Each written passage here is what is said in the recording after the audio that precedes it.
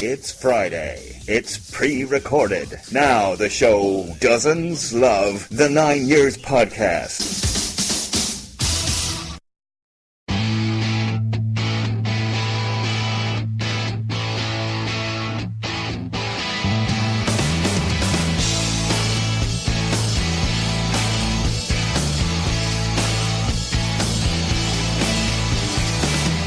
Yes, everybody, it is the 9 Years podcast. Nick Draper here with the face of the BBC Sport website, Mr. Stuart Deacons. Thank you very much for downloading the show this week. And yes, we cannot avoid talking about Bury. There'll be a bit of Bolton as well, but really the main subject of conversation this week has to be the situation with Bury and their expulsion from the Football League. So we will be talking about that.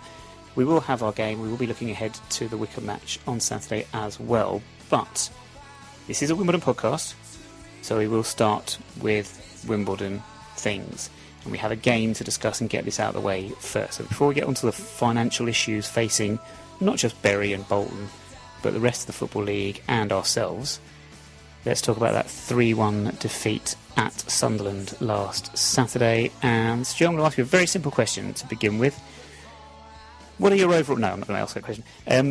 Really, should we just accept that result, given who we were playing, the fact we were away from home, and just say we were never going to get anything anyway, always going to lose that fixture, let's not worry about it, it's gone, can't change it, done, leave it, forget about it? Well, yeah, that would be the easy thing. I've heard many things over the last couple of weeks in terms of our season won't start until we play Wycombe, or we play them, or we play Coventry, or we play Shrewsbury.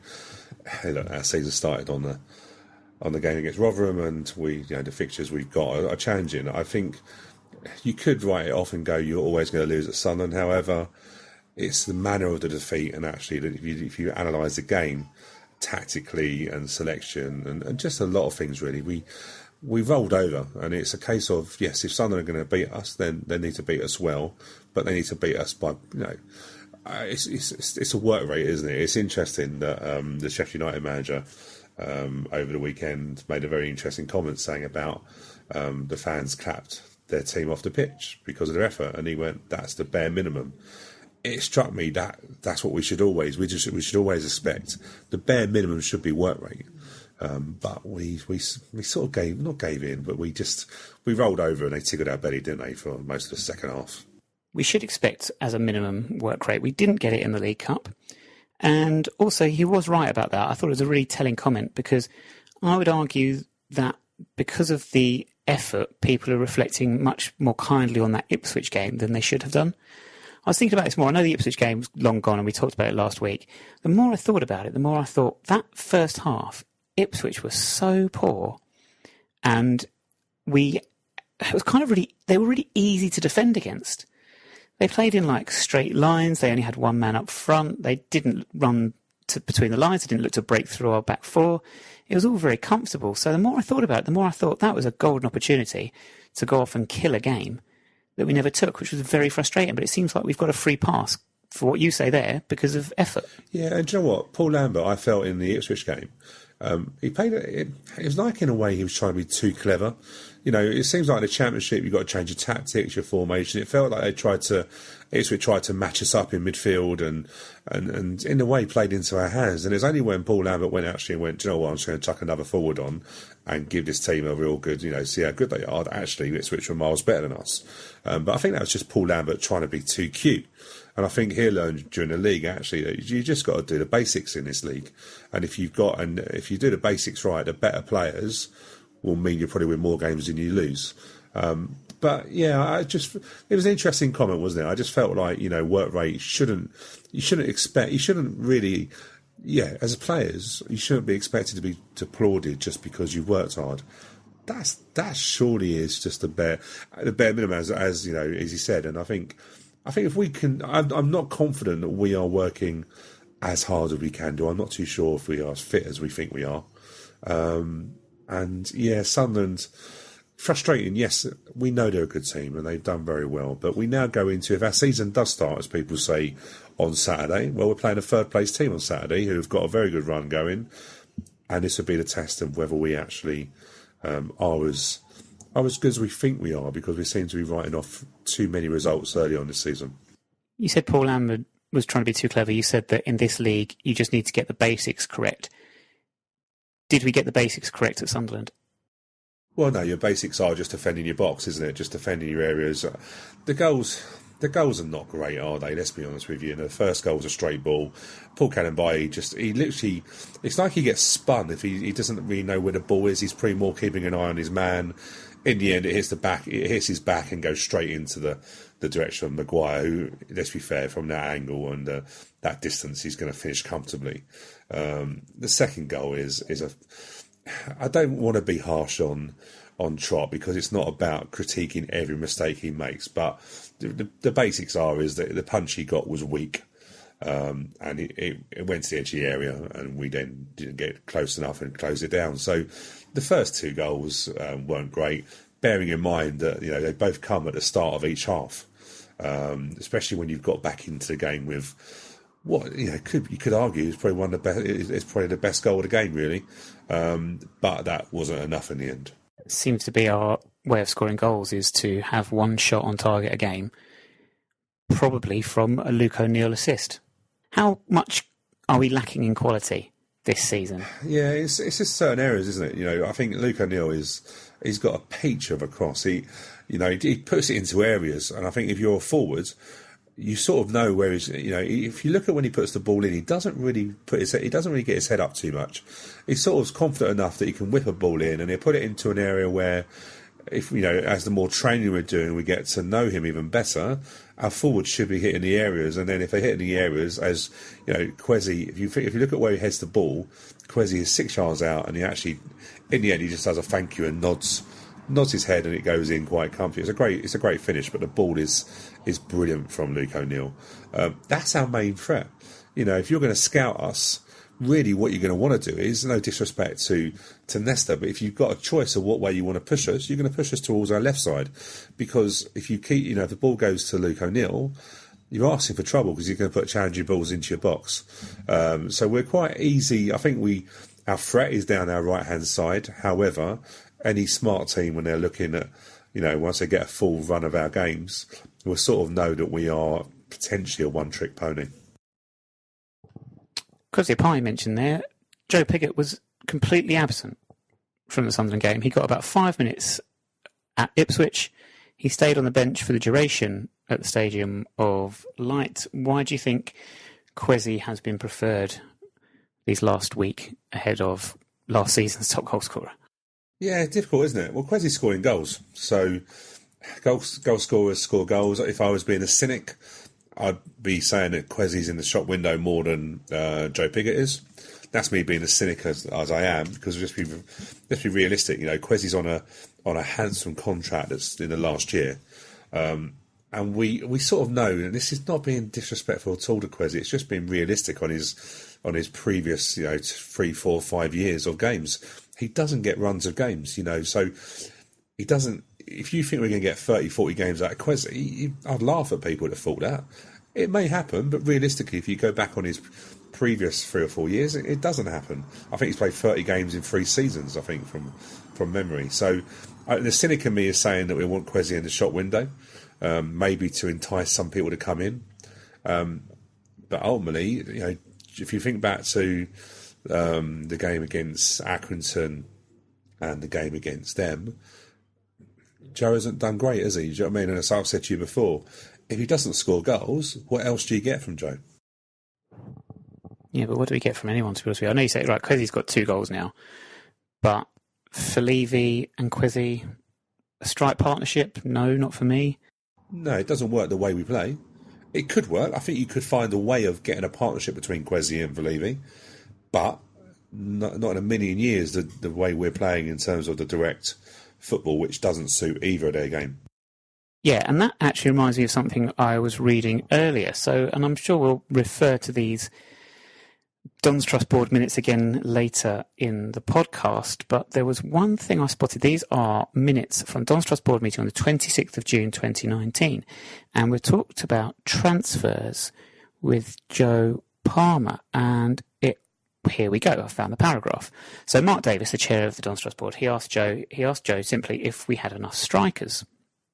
And Joe said the overall plan was to get at this point, Toby Sibbick to go, as he did to Barnsley, another couple of players in, which I imagine turned out to be O'Neill and Riley.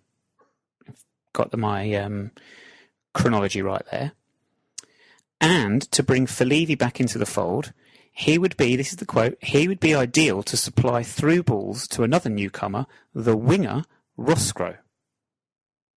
What part of that is ringing true to you? None of that rings true to me whatsoever, to be honest with you. Do you know what? It's a really interesting that you've read that, isn't it? Because is that a question that should be going to our CEO? In terms of, that's a tactical... That's, to me, is the football side of it, isn't it? You know, Joe is... I must admit, yeah, it is a tactical thing. And also, when you read it in black and white like I've read it there, it sounds... I don't know, there's something cringe about reading that at a Don's Trust meeting. I don't know why. Yeah, I think... You know, I don't know whether Wally or you know, has ever attended these meetings or whether Neil Hardy did in the past. But it's a football question, isn't it? And even though I'm not saying that Joe's lying there or anything like that, but...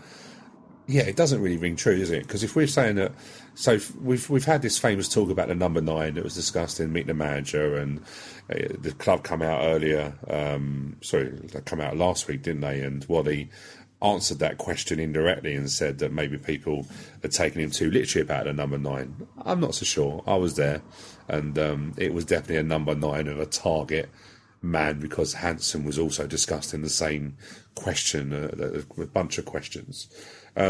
But realistically, okay, if you're going to get through balls, and again, I don't want to critique Joe because I don't think it's his question to answer, to be truthful. But if he's saying that Falevi is the perfect person to provide through balls to Kwesi, I get that. But the game doesn't start in the attacking half. You've got to get a ball to Falevi. You've got to work this. We don't do that. We know we play direct. We know we play diagonals. We maybe play long balls. We don't play direct balls. There's a difference between a direct ball and a long ball. A direct ball is very much a Rotherham fullback, diag, hitting your angle, forward, and then playing from there. A long ball is basically an aimless long ball into a specific area. But, you know, we knock balls that if we... You know, let's be fair, snow should come down off it because we knock it so high. And also they're under pressure. So I don't get that. And also, you know, the final piece of that is Roscoe. Well, how are we ever looking to play a forward who has never done a professional contract and so never done full-time training, which he's naturally struggling with because the rigours and the, you know, training every day, you naturally pick up knocks. Your body needs to get used to that. And also, yes, he has scored 1,000 goals in Wales, but nothing in League One. So, yeah, it feels a bit of a botched answer to me. Is our style of play at the moment, though, down to the fact that we have played teams that we think will be in the top 6, top 8 come the end of the season? You look at, even at the Premier League level, and, like, Jose Mourinho gets a lot of stick these days, but if you watch Liverpool play Arsenal on the weekend just gone, compare what Arsenal were doing was they were getting themselves into all sorts of trouble because they thought they could continue to play football the way they always do against Liverpool. Because of Liverpool's high press, Arsenal could not get out, and Liverpool just pressed them high up, and continually won the ball back. Arsenal couldn't get out. Jose Mourinho, when you watch Liverpool play Man United, what does he do? He knew that wasn't going to happen for them. He knew he didn't have the players quite of the quality to break down that Liverpool pressing. So he knocked it long. He put Fellaini up top, knocked it long, bypassed it to varying degrees of success, but the tactic seems to work in those instances. So is that not what we've just been trying to do for these first 6 weeks of the season, with the question mark being the action game, where you could argue we tried to, at least did get the ball on the floor a little bit more? Yeah, we did, but I don't think much has changed I think in the 5 games that we played, I don't really feel that we'll say 6 games if we count a cup game, but I don't really feel we've swayed too much away from our tactic, which is a 3-5-2, wingers, you know, the wing backs, getting them involved, and really bypassing the midfield. I don't really feel anything's changed that much. Apart from Accrington for a period where we pressed the second ball. The game in the cup game, I think for about a 20-minute period, we managed to win every second ball. We squeezed the space, and we were very compact. And in the end, we got a lot of balls in that final third. But apart from that, I don't really think we've changed too much. It's like, in a way, we're just going to stick. Normally, the thing is, I know when, and I don't want to harp on too much with Neil Hardy, but one of the things that Neil used to do was batches of games. He would go, right, okay, this batch of games, 6 games, we aim to get, I don't know, 10, depending on who you're playing, we average to get anywhere from 5 to 10 points. Have we done that? Has Wally looked and gone, do you know what? These bunch of games in August probably would do well to come away with a couple of points. And then we hit the second period and we go and batch of games, because he hasn't really changed anything. We've done a 4-4-2 against them in the cup, didn't we? Which didn't really work. But apart from that, we've done 3-5-2. We haven't changed it. So if you're not changing it, you're either one, stubborn. Neil Hardy was accused of that, of being stubborn and not changing his tactic. Or 2, you just think, do you know what? It will work, but it will work against teams of not the quality of your Ipswiches and your Rotherhams and your Sunderlands and stuff like that. We're going in. Like I say, I've heard too many times this season that our season starts in September. Well, okay, we've got a challenge in September, so let's see whether this formation and this team can keep ourselves out of trouble. With that in mind, you're talking about season starting in September. Some people will argue it starts this coming Saturday. Wycombe, we'll come on to that later. How worried are you personally about the start when you factor in this run of games, of who we've played so far? We've got varying degrees of people who are like not worried at all because of it, and they've almost written off the month completely. And we've got other people who are really panicked and have already got us relegated in August. Yeah, Joe, I'm in a sort of, I'm a realist. I accept that we're not gonna be finishing in the top half, and we're gonna have to fight for our points. I'm a realist on that side of it. I think I'm concerned. My concern is the longer you go without that win, it becomes that sort of, no matter how much you say, it doesn't bother you. When forwards go, yeah, it doesn't matter about scoring goals. I'm not really, as long as the goals will come, as long as I keep getting in the right positions, the goals will come. But you always find those strikers, when they do get that goal, they go absolutely mental because it has weighed on their minds. And I think mentally we have a young team, so sometimes kids have no fear, or other times it does weigh them down. And I think my concern is the longer we go without that first win, this young side, I think, will really weigh on their shoulders. And then, let's be honest with you, we go into, if we don't get a win against Wycombe, if we lost against Wycombe at home, who are third at the moment, if we did lose at home to them, we go into a really difficult game the week after, which you don't really want to be wanting your first win in what will be played in a empty stadium with no fans, in a soulless place in somewhere in Buckinghamshire, and it ain't really going to be a place you want to go and get your first win from. So I think I'm a realist. I think the ones that are not worrying, hey, look, Joe, what, they're sensible. But we also have to say we have a fatigue of a couple of seasons now where we are constantly not winning games, and fans get a bit fed up with that. And so I think there's three areas of fans at the moment. One last question about the Sunderland game I want to ask you is substitutions. Something we haven't touched on yet. So again, a bit of head scratching going on for the third game in a row. Yeah, Dylan Connolly was chosen to come on for Falevi. We've already spoken about Piggott, but it was Dylan Connolly that was chosen instead of Piggott to come on for Falevi, and then Riley came off for Mitch Pinnock. Do we know any logic or think of any logic behind those changes? Again, I've been saying before, if you look at the substitutions, they've been very similar substitutions, haven't they? Pinnock's coming in quite a few games, and Connolly's coming in quite a few games, but I've not seen any of them impact a game. Pinnock comes in and plays centre midfield. He's not a centre midfielder. I know he played at Dover. That's in the conference, with all due respect.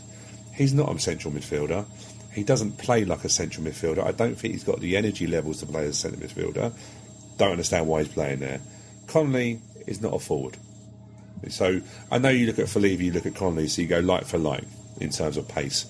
Falevi is light years ahead of Connolly in terms of attacking awareness. Connolly is an old-fashioned winger. So it just makes, to me, no sense, especially when you've got Piggott, Roscoe on the bench. You've got two forwards who basically have got splinters up their backside for the last two games because basically they're not getting a chance. Roscoe Is he fit? If he's fit, he's on the bench. So surely he's ready to go. Get him on. Get some game time in him, because I don't see us playing any behind the closed doors friendlies or anything like that. So at the moment, all Rusgrove's doing is playing training games, isn't he? Which, you know, we've seen as much of Roscoe in the training videos as anyone else has. But he needs to play. You can't just all of a sudden, you know, does he start against Wickham? Does he come on a sub?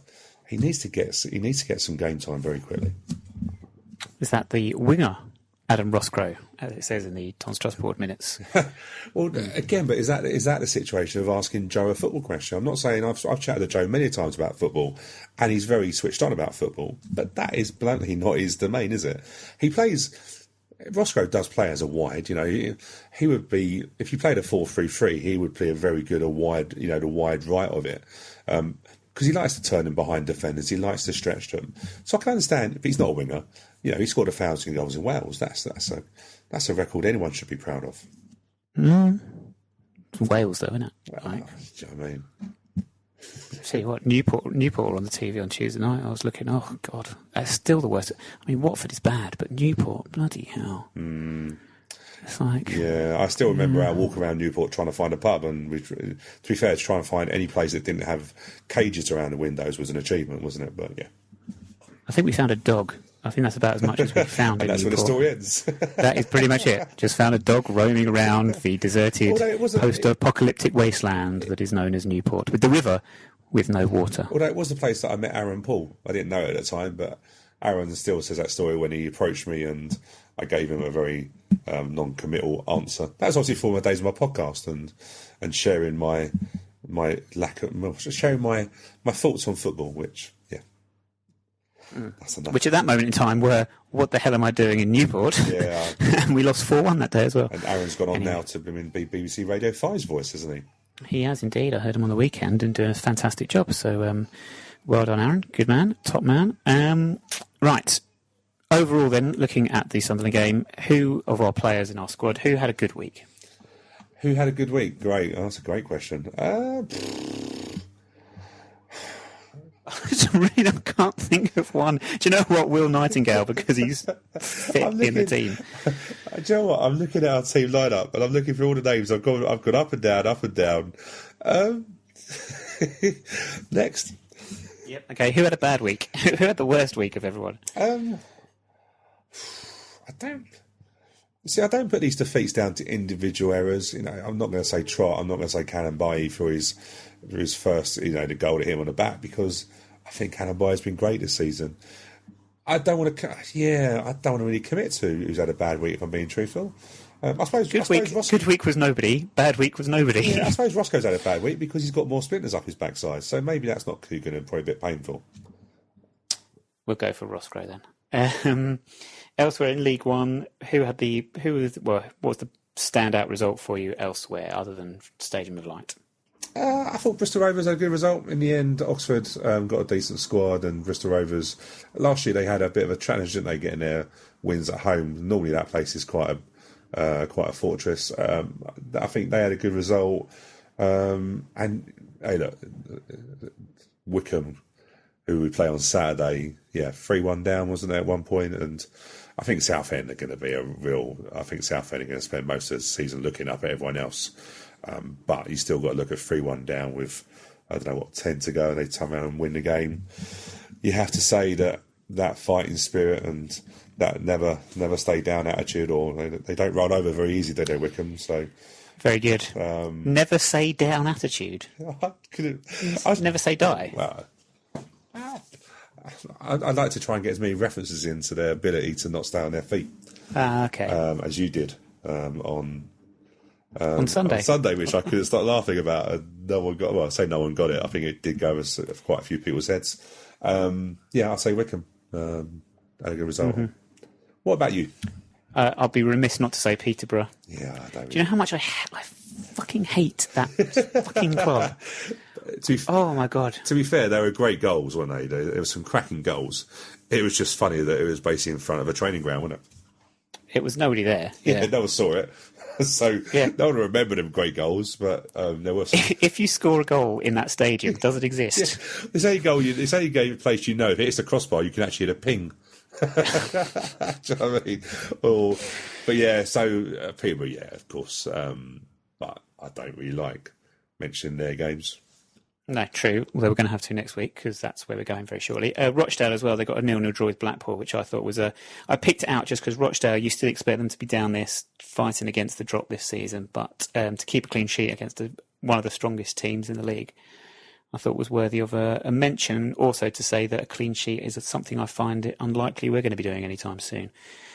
Anyway, right, that said, that done, let's discuss Bury then, the big story of the week. I'm surprised how long we ended up talking about Sunderland game there, actually. Bury. So, we are recording on Wednesday evening. It is currently, as I speak, half-time in the Lincoln-Everton game live on Sky Sports. And the last we knew was that Bolton their takeover has been sorted and what have you, and they should be fine to continue this season and beyond with their football ventures, I think is the name of the people that have taken them over. And they should be all fine. And now we sort of watch and wait what happens in terms of them signing players and getting people in and what have you. They should be fine. In fact, Stu, let's just get Bolton out of the way very quickly because you and I both saw and we've been discussing the Sky Sports show on Tuesday evening, the debate, because Phil Parkinson was a guest on there. Obviously, he stepped down as manager of Bolton and he was sort of shedding some light on their situation. And from what it sounds like, now that takeover's gone through, you imagine they're not going to have any issues signing up experienced players. And who knows? They should be fine. You're going to have Tranmere and Ipswich and what have you who are absolutely rubbing their hands because they have benefited tremendously from having their games against them so early in the season. Wickham as well, to be fair. And that's the problem, isn't it? You know, the EFL created this problem by allowing Bolton to start. And if anyone gets a chance to watch the debate with Phil Parks, it's a great one. Ignore Andy Townsend because he's living in a different world. Oh, my God, Andy Townsend. Yeah, he lives in a different world, doesn't he? When he said that he introduced the Bolton chairman to it, it just told you all you needed to know, really, wasn't it? But there's some interesting things that Phil Parkinson said. He said he was honest enough. He said he'd been asked a question many times about why they were allowed to start the season where Bury weren't, and he was quite honest to say that they believed the deal was going to go through. The lady that heads up the new owners was talking to the players, and the deal was going to go through the weekend after, and it just dragged its heels. And I think that's more to do with Bolton have the hotel and the training ground, all these things that Bolton probably sold off because they couldn't afford it, and now everyone's trying to get them all under one umbrella. But he did say a striking thing that they had a lot of trialists that are playing and training, so they're still training. He's got players that can't play or will happily sign once the deal goes through. I think they will get players in quite quickly. I reckon you'll see probably by the time we go out on Friday, I reckon they have a handful easily in before their game on the weekend, which I'm not too sure is going ahead.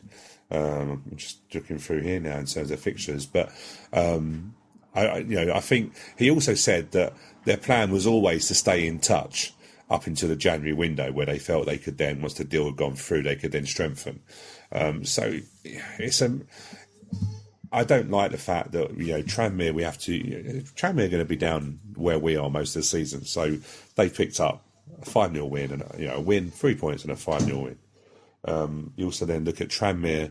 Sorry, not Tranmere. You look at Wickham picked up points against them, didn't they, as well? So there's chances are by the time we play Bolton, and we've got them on match day 19, and I think then just before the beginning of March, it's going to be a tougher game to win. And it doesn't feel fair to me.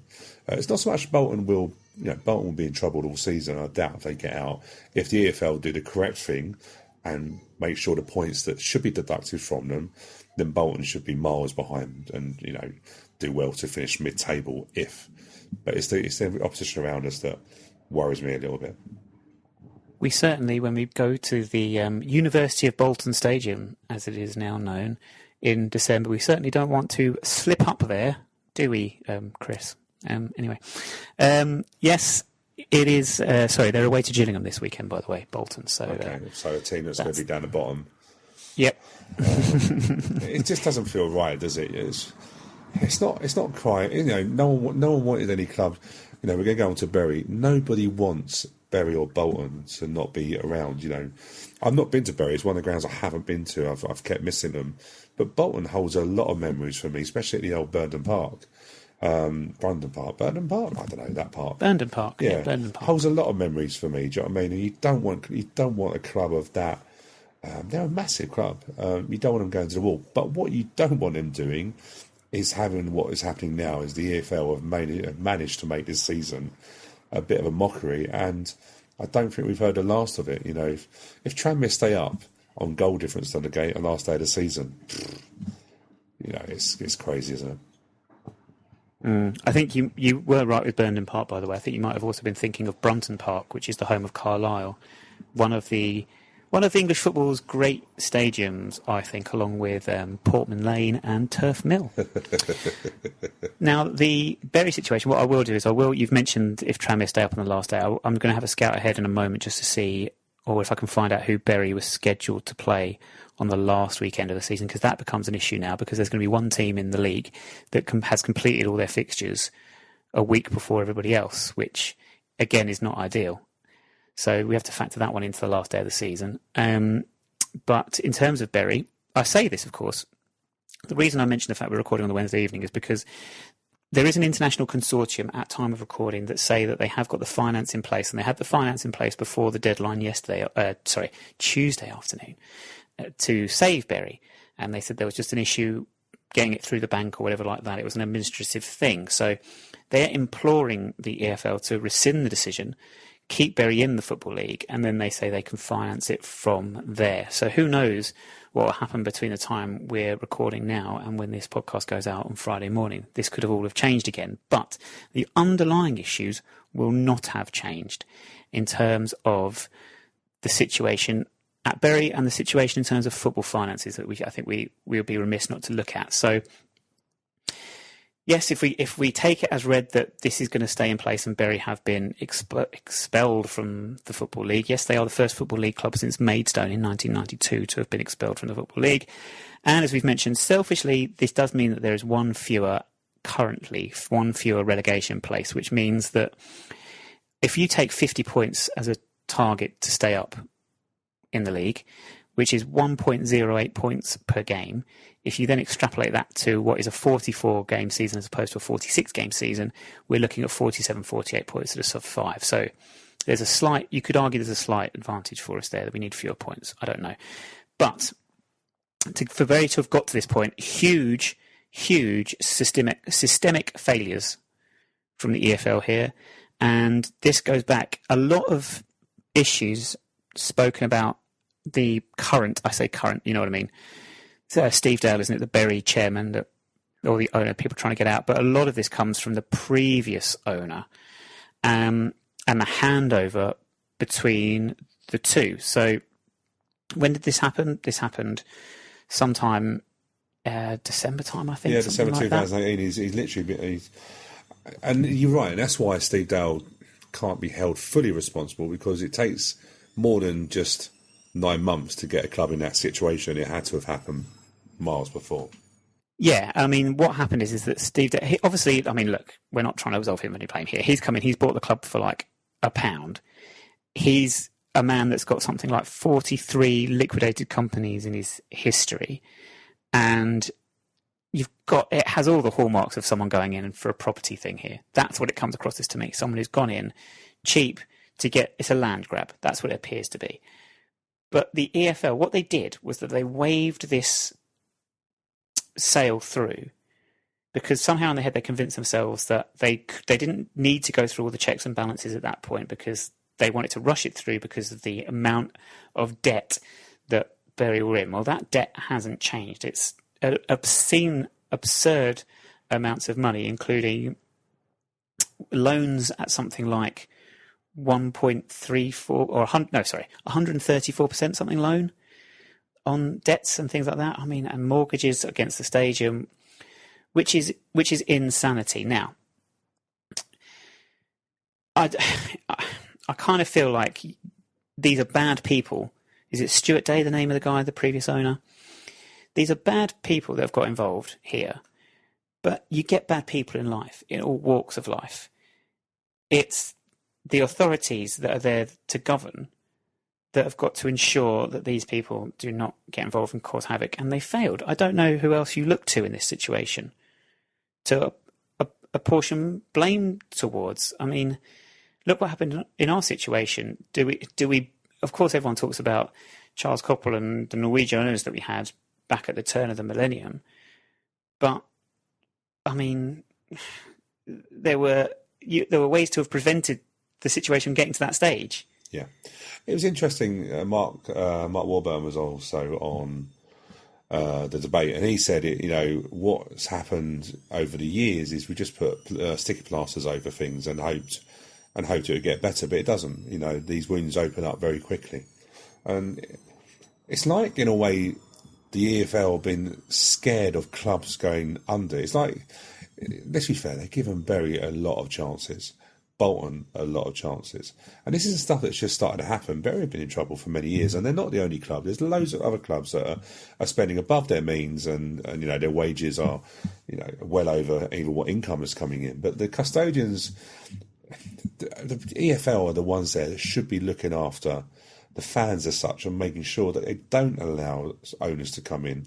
Surely anyone, I wasn't aware about the amount of companies that he liquidated until for the last couple of days, I'm being truthful, because of course the story was covered by all the big press, who then all of a sudden think all of a sudden they want to be looking after the little boys in the league when it gets a little bit too late, rather than the Premiership boys all the time. But surely anyone that saw that, and also he was on record of not liking football, not even being in the area, it don't take rocket science to work out what he was involved for. Even to the days when he, I think the day before the offer went, the day before the suspension was due to go up last week, he wanted the fans to put £2.5 million into it. This guy had no interest of selling the club for, he bought it for £1. He had no interest of selling it for £1. He isn't a football man. He wanted to get as much money as possible, and he still does. And I think this is why the deal never went through, because people don't want to give him money. Talked about finances though, in terms of salaries and what have you. Now this is a wider issue, because yes, it's bad. Like we say, the EFL, bit of a dereliction of duty here, and they need to be held account for it. But I suppose the flip side to that is there's an issue for every single football club, basically pretty much every single football club in the Football League, and ourselves included, in terms of salaries and wage inflation, which is it is absurd. But we've said this isn't new. This isn't news to us all. This has been the case for many years. But that seems to be a problem for everyone, and that's a problem in society in general, not just football, in terms of people overspending or spending money that they perhaps don't have. Okay, but then are we too quick? Because what I've seen is a lot of people say, well, this is the beauty of being fan-owned, and I'm going to come on to this question again. We are a fan-owned club, so this could never happen to us in terms of dodgy owners and what have you. I think it should be mentioned, and I've tried to make this point before, but people have sort of suggested I was angling for us to sell the club, which couldn't be further from the truth, but, people read what they want to read sometimes. I think it's important to look at the Football League system and say, how many good owners are actually out there? Because sometimes I think we tend to tar all people in charge of football clubs with the same brush, and it's just not the case. I mean, everyone's going to look at Andy Holt straight away and his name will come up, but there are so many others, because people are now looking at this and using these examples and saying, well, this is why, we should have more fan-owned clubs, so these things can't happen. Well, we'll come on to our own situation in a moment.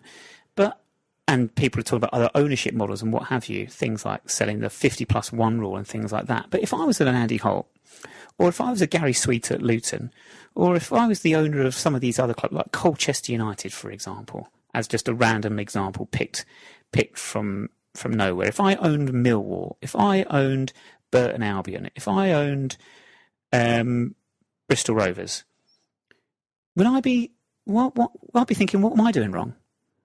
Why should I have to think about changing model of my club? It works wholly successfully for us, and the club's not in any danger. There are clubs thriving. So I think it's just important that we don't throw, the baby out with the bathwater here. I probably think that's the best, not metaphor, but analogy for it, because there are bad people, there are clubs that have had bad experiences, but it doesn't mean that our model is the solution for every Football Club. No, and you're right. And I was listening to TalkSport on Tuesday, and Darren Hansley was on the radio. He's always a great, obviously he's always a great listener, and he wanted to take over us at one point if we go back that far. But he was very good in what he said. He said as an owner, I'm a custodian for the club. It's important to make sure that we have enough money, we pay the bills on time. He goes, I think he's been there 14, 15 years. He's never had a problem paying salaries. Yes, he's sold players to make sure that the club survives, but he would never apologise for that, because his job is to make sure that the club is there for generations to come. And it was a really good interview, because people say about Peterborough and they spend a lot of money. He does. They have a really good model, and it works. You can also look at Burton Albion. In terms of Ben Robinson has been there. Crikey, I think it must have, just as long as we've been in League Two and even in the Championship. But they went up to the conference. They went up to a Championship, didn't overspend, overachieved, come back down. But you don't see that. They are a very stable club, so they survived in the Championship on a certain salary. They come back in and they've hit. They're a League One club, paying their salary. Good club, good owner, good manager. So yeah, you're right. There are many, many examples of clubs well run. However, the EFL needs to make sure they do their checks, and they failed. There's no bottom line. They failed, and they need to make sure that clubs have the owners that have got the money, not just showing a little bit of, I don't know, I've got £1 million. Some of these clubs are signing players on 3-year contracts. We've got stung. The irony is, I always like to admit when I'm wrong. I kept saying, why do we not put people on 3-year contracts? We can't keep leaving people, can't keep little people run their contracts out and getting nothing. Kwesi Appiah, that's bit us on the backside a little bit, because actually we gave a 3-year contract, so we have to honour that 3-year contract. But clubs like Bury, clubs like Bolton did that with money they didn't have. So it's all about making sure you have got the money to pay these contracts, and just not offering them out on the whim that you may get a promotion to the promised land. Problem we've got is that we have also made a little bit of a loss over the last couple of years, and we have to be very careful about what we do moving forward, because I'm sure we will, by the way. As I've said to you before, I am fully confident that Don's Trust Board and Joe Palmer at the club now will ensure that this is the case, and we're not continuing to overspend. We are doing what we can to reduce any deficits that we've had and make sure they don't spiral and we can get back onto a level playing field. But I mean, Don's Trust Board meeting minutes that I mentioned from June, who reference the playing budget for the coming season and say that we'd lost 1.2 million, I think. Yeah, 1.2 or 1.3 million, wasn't it? Yeah, and that's in a season that we had a good cup run and TV fixtures.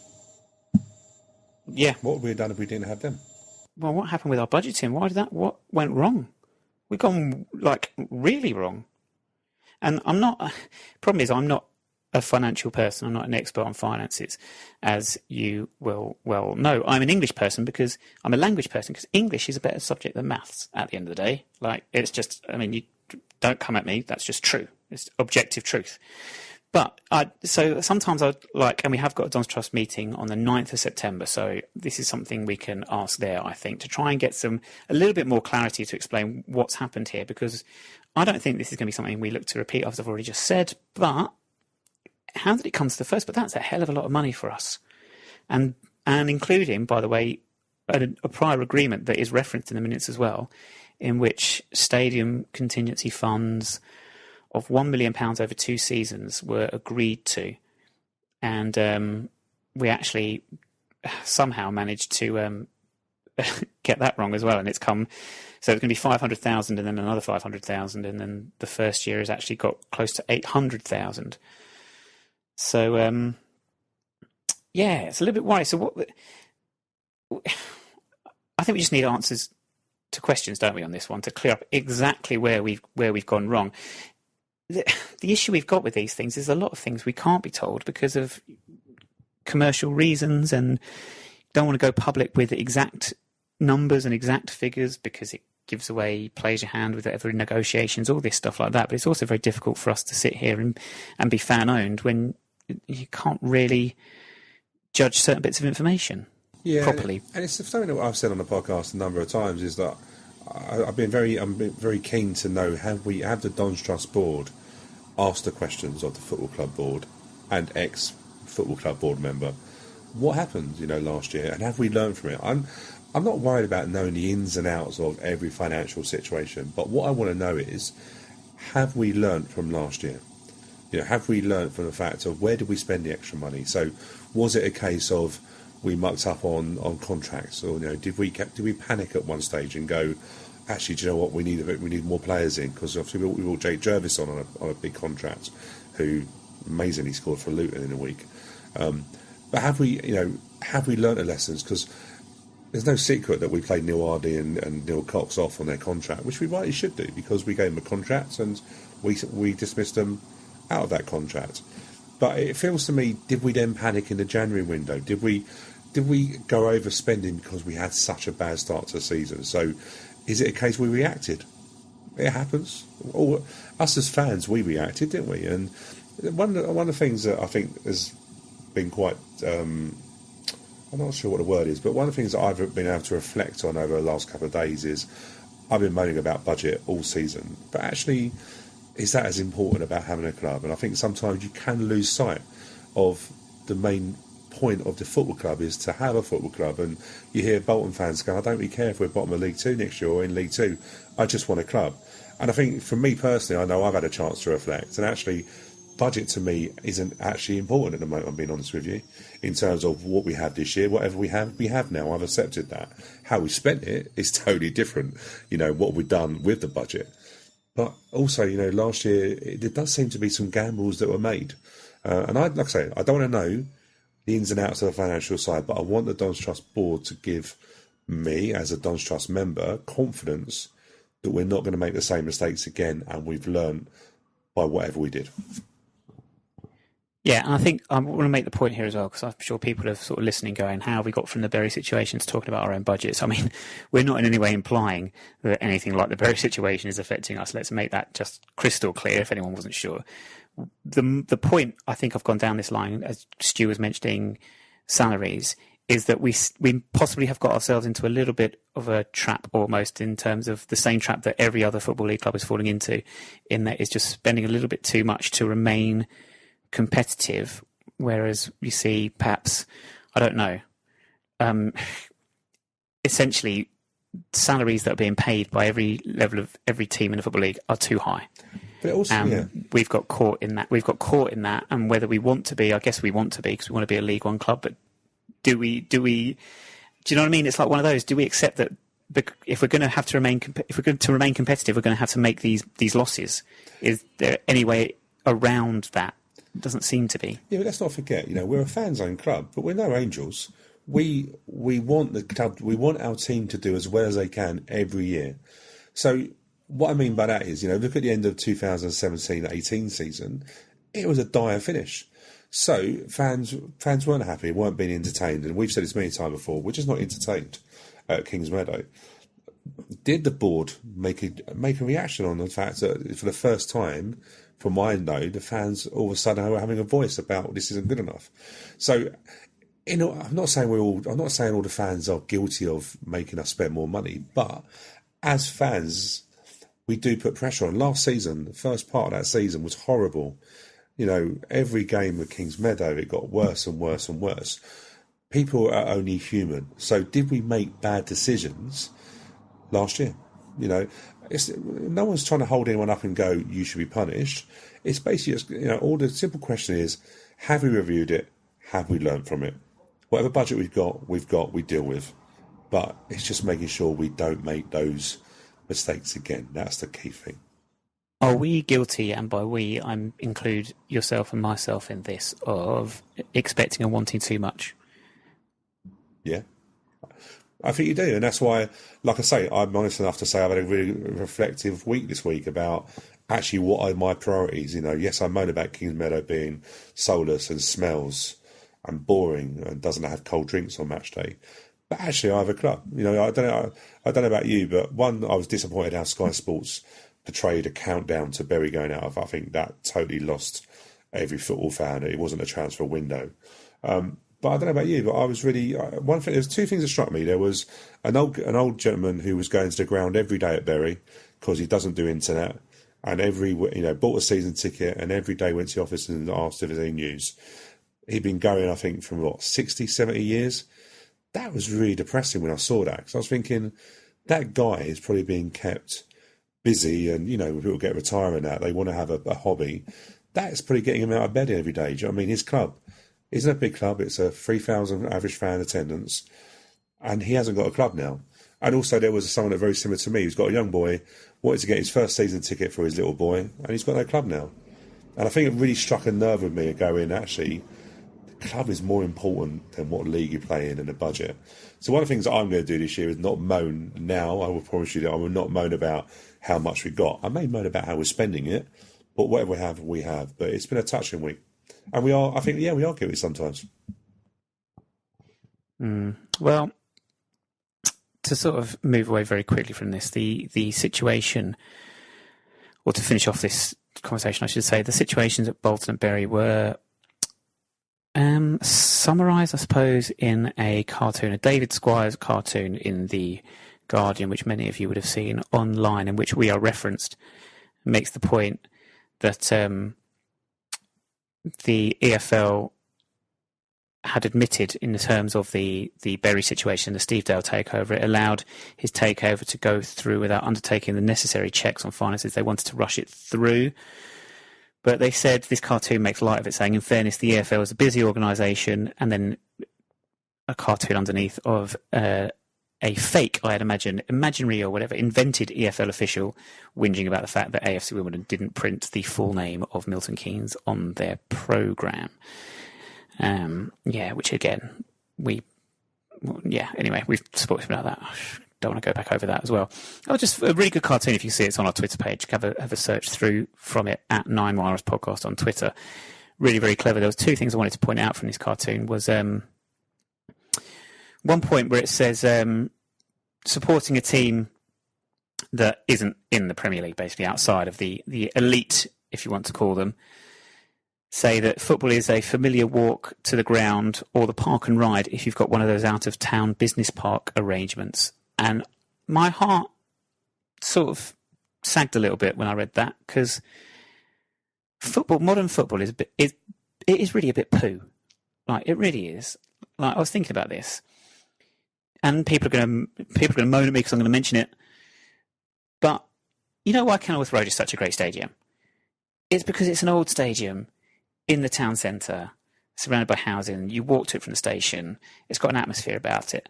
There is no comparison with that and the atmosphere it generates than to your Oxfords and your Northamptons and stadiums like this, which are just horrible things that are just going to become more and more the norm, if they're not already. I mean, who do I want to tick off this year because I haven't been there yet? Rotherham?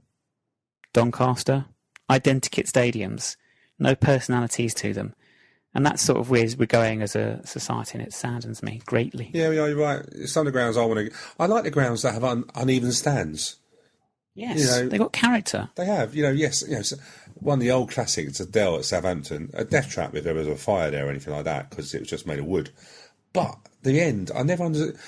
It was an amazing sight to see the Dell and the goal behind the stand behind the goal. That just basically, I don't understand how they designed it.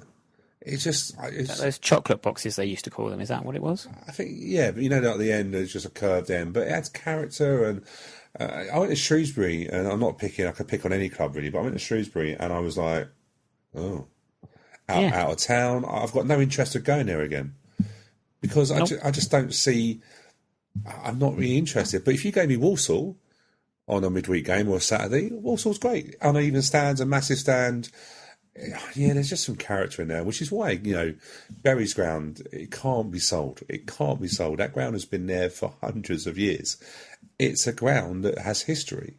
We're moving into a new stadium, and we're hoping that we have some sort of character, and the last thing we want to do is go into some similar oval-shaped ground, which I know it could well be. But, the beauty of Wimbledon is it's going to be in the centre of the town.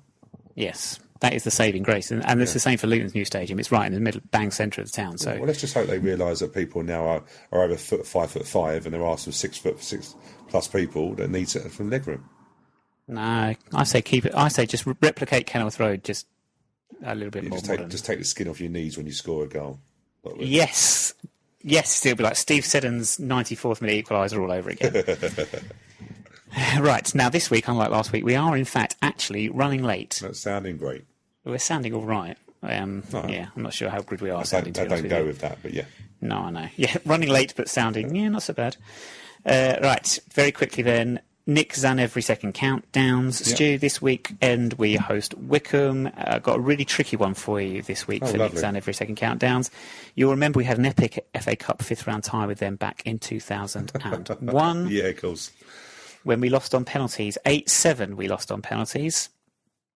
In that penalty shootout we took 10 penalties. I would like you to recite as many names of penalty takers as you can from that penalty shootout. We shall start. 3, 2, 1, go. Neil Ardley. What? Yes. Mark Roberts. Mark Williams. Yes. Oh, crikey. I can't think of anyone else who played. Marcus Gale. 2 others. Yes, there you go. There was someone else who... Jason Newell. Go. Yeah. Carl Cole. No, gone. I remember Mark Williams because I think Bill was still travelling, just slightly ahead of Joe Piggott's one from last week, or the other week. Yes, well, you got 4. Okay. This is really tricky. So Mark Williams, obviously, because he missed. Neil Ardley scored, but he'd actually missed in normal time, which would have sent us through. Their goalkeeper saved it. Jason Newell and Marcus Gale scored theirs. The other goal scorers were for us. Jonathan Hunt, who... Kevin Boris is listening. There's a player I think we all forgot had actually played for Wimbledon. Jonathan Hunt. Darren Holloway. Yeah, Geordie. My brother got his name on the back he's of his shirt. He's not a Geordie. He's a Sunderland, isn't he? He's Sunderland, isn't he? I think so. Wayne Gray. Oh, right, yeah. Kelvin Davis scored a penalty. Kelvin. And then the other 2 to miss alongside Mark Williams were Peter Hawkins. Oh, wow. Bruce and Kenny Cunningham. Oh, who, sorry? Kenny Cunningham? Yeah, well, he hit the bar. Well, to be fair, he had a nosebleed going, taking that penalty, didn't he? He'd never been that high up in the area. This is very true. Kenny Cunningham, what a player. Great player. Absolutely outstanding player. There was a player who scored in the penalty shootout for Wickham that would later go on and play for AFC Wimbledon. Can you name that player? Yeah, it'd have to be Danny Borman. It was indeed Danny Borman, yes. A very young-looking Danny Borman on the video. But, so there you go. We do indeed play Wickham this Saturday. We are running late, so we're going to quickly go through the stats for this one. They are currently 3rd in the division. Last season they finished 17th, staying up towards the end of the season. So far they've played 5, won 3, drawn 2. They have scored 10 goals in League One this season with 8 different goal scorers. We can only dream of such statistics. Few players in and out over the summer. Fred Onyedimna, David Wheeler, Josh Parker have all come in. Marcus Bean, long-term player, retired. Paris Cowan Hall's gone to Colchester, I believe, scored in the week for their win over Crystal Palace. But our record against Wickham is strong, Stu, since we reformed as AFC Wimbledon. And really, it's only been since we've been AFC Wimbledon that we've had Football League action with them. About 100 games we've played with Wickham, but the majority of those would have been in the Isthmian League, non-league days, back in the 50s, 60s, all the way back to the 20s, to be honest with you. So as AFC Wimbledon, our record is played 12. We've won 7 of them, only lost twice. And we did the double over them last season, 2-1 both times. Jake Jervis scored, of course, in one of those. So, quick prediction for Wickham, the visit of Wickham on Saturday. No, 2 questions. One is prediction, obviously. The second one is, does Will Nightingale start? And if he does start, does he start in centre-half or does he start in midfield? I would say we will get a 1-1 draw. And I would say Will start as a centre-half and probably, well, not probably, but he'll probably be edging out Ron McDonald, who I think will be rested or just the injury will just be looked after. Rod McDonald, of course, appeared on the Love Sport radio show on Sunday, and we can confirm that he is bag first, milk last. He was totally so well done, Rod. by that, wasn't he? He was like, what? Well, yes. He was like, what are you on about? But yes, he got the right answer, so that's all that matters. Yeah, he wasn't. So, he's not a James Shea, is he? No, he's not. So well done, Rod. And you can list that's on iTunes and Spotify, everybody, if you want to listen back to that interview with Rod McDonald. I also will go for a draw on Saturday, although Wickham have not lost yet. So Law of Averages says they are due a defeat. And the last time we went 5 games into a league season without winning a game, we won on the 6th occasion. That was in 2016 when we got a late winner at home to Chesterfield, who were a League One club. And now they are in oblivion. So there's another warning shot about football finances and mismanagement. Anyway, pick of the other one, League One game, Stuart. There's another game this weekend that takes your fancy. I picked out Southend, Rochdale. Yeah, Blackpool, Pompey. Big game. Yeah, decent game. Peterborough, Sunderland. There's a few. There's a few. Yeah. Sorry, Lincoln have just equalised against Everton. What a strike. Wow. Lincoln, good team, good budget, good players. Good manager. Akinde would have been a great signing for us. Looks lazy but gets goals. Good management team. Yeah, let's not depress ourselves. Ladies.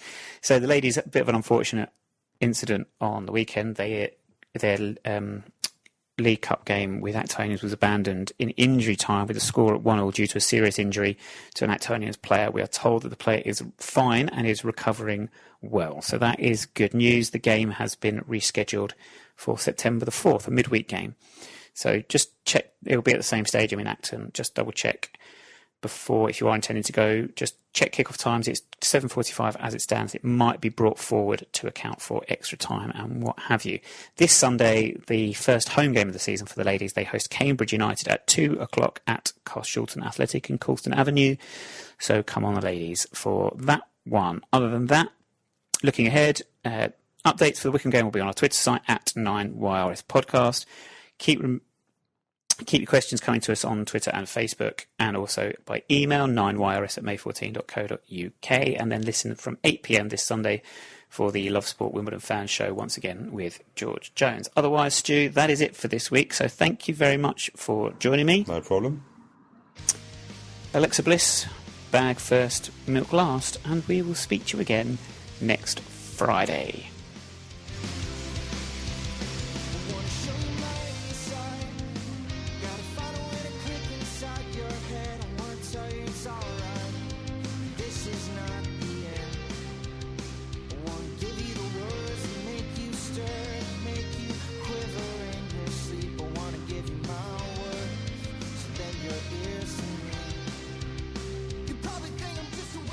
Oh no, we won't, because I forgot the music quiz, didn't I? Because I'm a numpty. So this will go in the extra bits at the end, Stu. You know, after the music dies down, we'll do it then, and we'll make sure that people are listening. So music quiz. Last week it was The Cure, wasn't it, with Boys Don't Cry, which Matt Haylock said at Matt Haylock. 1984 was the year, and Matt also referenced the appearance of your washing machine and said he was looking forward to maybe a vacuum cleaner this week. But we stuck with the washing machine this week, didn't we? Yes, because the wife come in and put the washing machine on, because I have a young boy who goes through loads of clothes. So yes, you'll hear that. And maybe my son, who's still awake at a stupid hour. He's nervous. He's nervous about Saturday. He picks up nerves around about this time of the week. I think he's using his privilege to listen to the podcast being recorded live. So he gets it a whole almost, well, how many hours would it be? 36 hours before the general population. He's a lucky boy, isn't he? Isn't he just? And that'll do for now.